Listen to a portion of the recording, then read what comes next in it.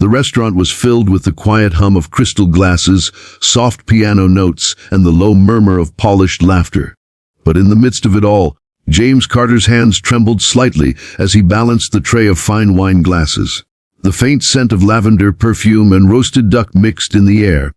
Yet all he could think about was his daughter, Emma, sleeping at home, wrapped in an old pink blanket he had patched a dozen times.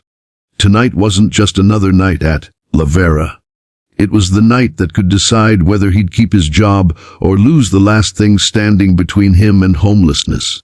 If you believe small acts of kindness can change lives, make sure to like this video, share your thoughts in the comments, and subscribe to Soul Spark for more stories that touch the heart.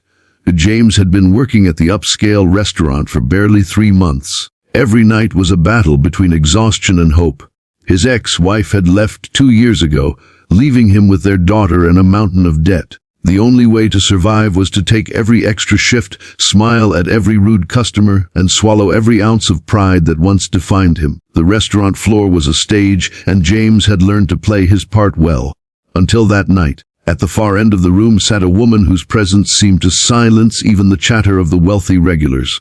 Veronica Hale, CEO of Hale Enterprises, one of the most powerful women in the city. She was known for her cold demeanor, her sharp business instincts, and her unforgiving attitude toward mistakes.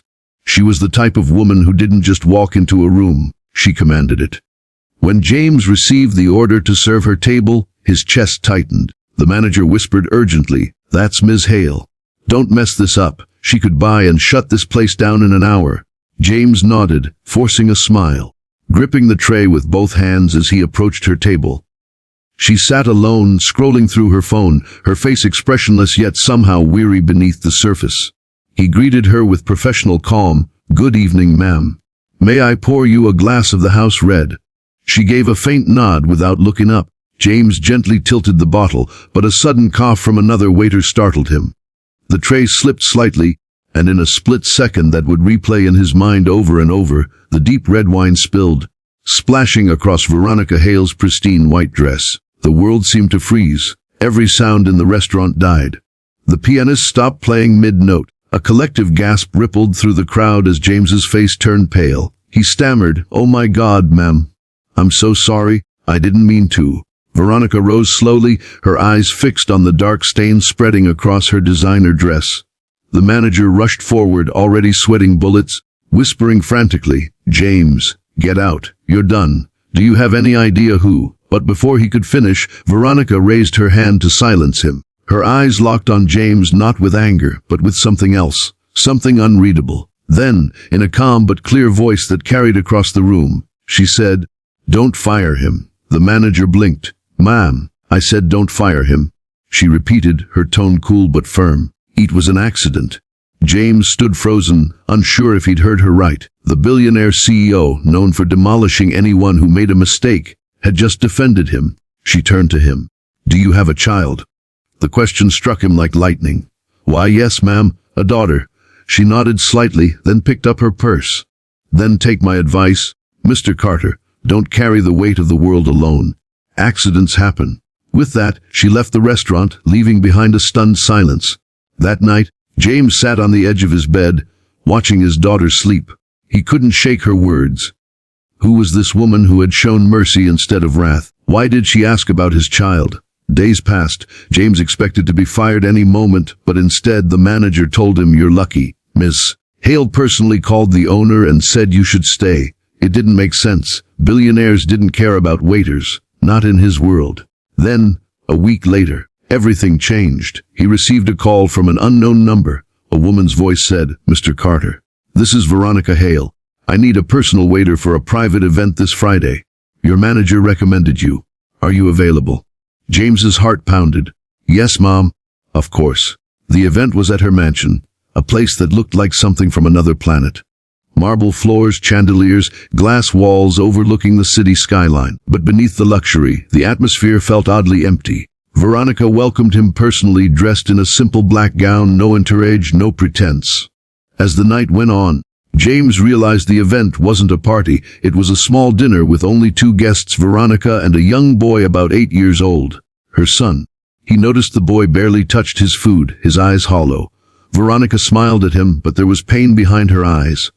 When she caught James watching, she said softly, "He hasn't spoken much since his father passed. I thought maybe having someone around might help him open up again." James understood instantly. Loss had its own language, one that only those who had lived it could recognize.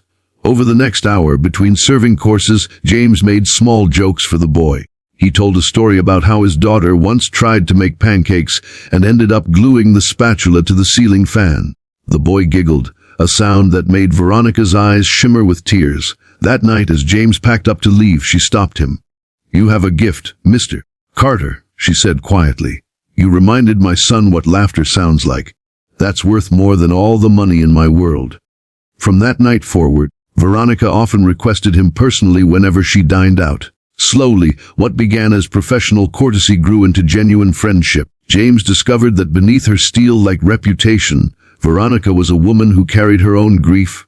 Her husband had died 2 years ago, leaving her to raise their son while steering an empire. She understood loneliness, she understood responsibility, and she saw those same burdens in him. Weeks turned into months. One evening, Veronica invited James and Emma to her estate for a charity dinner. Emma, with her shy smile and bright eyes, bonded instantly with Veronica's son. For the first time in years, both children laughed freely, chasing each other across the lawn under fairy lights. As the night deepened, Veronica and James stood by the balcony, city lights flickering below them. She said, "You know, when you spilled that wine on me, everyone expected me to humiliate you. Maybe I would have, once. But grief changes people. I saw something in your eyes that night, something familiar. You were just trying your best." James looked at her, his voice soft. "Trying doesn't always feel like enough." "It's more than enough," she said, her gaze steady. "Sometimes trying is what saves us." In the months that followed, she quietly helped him behind the scenes, ensuring he received better shifts, connecting him with a scholarship fund that eventually allowed Emma to enroll in a better school. But James never asked for handouts. He kept working hard, driven by gratitude rather than pity. Their friendship blossomed into something deeper, not rushed, not forced, but built from shared wounds and mutual respect. And one evening, as the children played under the stars, Veronica turned to him with a soft smile and said, "You spilled wine on me and ruined my favorite dress. But maybe that was the best accident that ever happened to both of us." Before we wrap up this story, if it touched your heart, please take a second to like this video, share it with someone who needs a little hope today, and subscribe to Soul Spark, where every story reminds us that compassion can change lives.